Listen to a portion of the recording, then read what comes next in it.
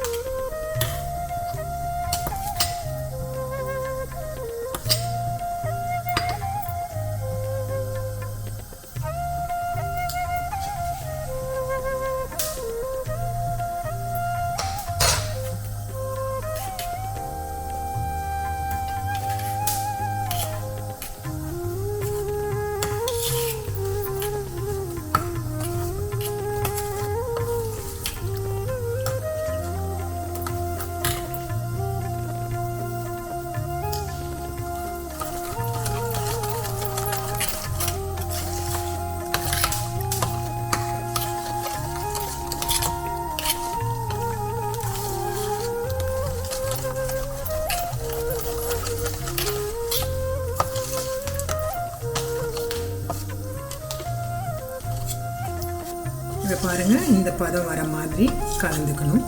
கொஞ்சம் தண்ணியாக தான் இது இருக்கும். ஆனால் நம்ம பிரெட் கிரம்ஸில் அதை டிப் பண்ணுறதுனால ஓகே, அது நல்லா இதாகிடும். கார்ன்ஃப்ளவர் போட்டிருக்கோம், ரைஸ் ஃப்ளவர் போட்டிருக்கோம், மைதா மாவு போட்டிருக்கோம். அதனால் இதில் இருந்தால் போதும். அண்ட் எண்ணெய் காஞ்சிட்ருக்கு, ரெடி ஆகிட்டுருக்கு. எண்ணெய் ரெடி ஆகிடுச்சு.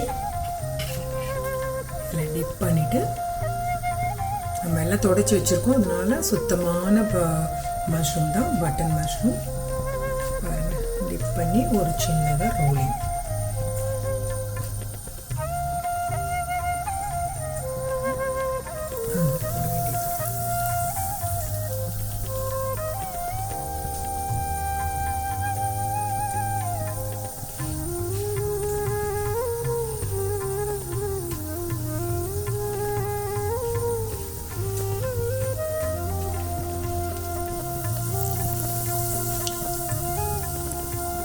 பாருங்கள், எந்த கலரும் கிடையாது.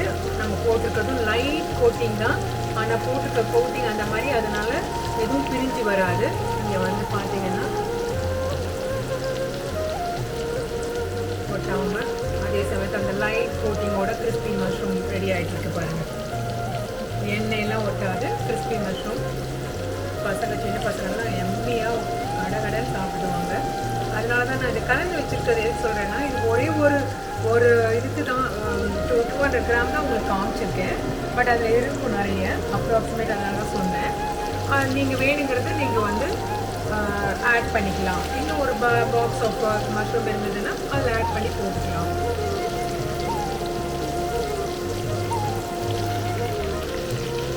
பாருங்கள், very minimal effort breaded mushrooms pizza ஹாட்டில் எல்லாம் வாங்கி சாப்பிட்றத சூப்பராக இருக்கும். எந்த ஆர்டிஃபிஷியல் ஃப்ளேவர் எதுவும் கிடையாது.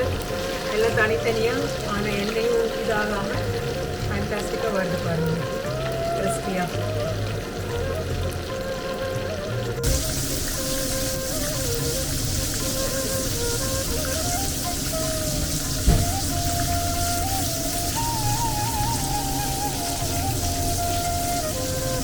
பாருங்க, நம்ம வீக்கெண்ட் காம்போவோட யம்மி பிரெட்டட் மஷ்ரூம் ரெடி ஆயிடுச்சு.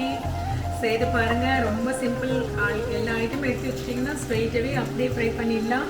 நோ ஆயில் பாருங்கள், ஒரு ஆயில் கூட ஒட்டாது.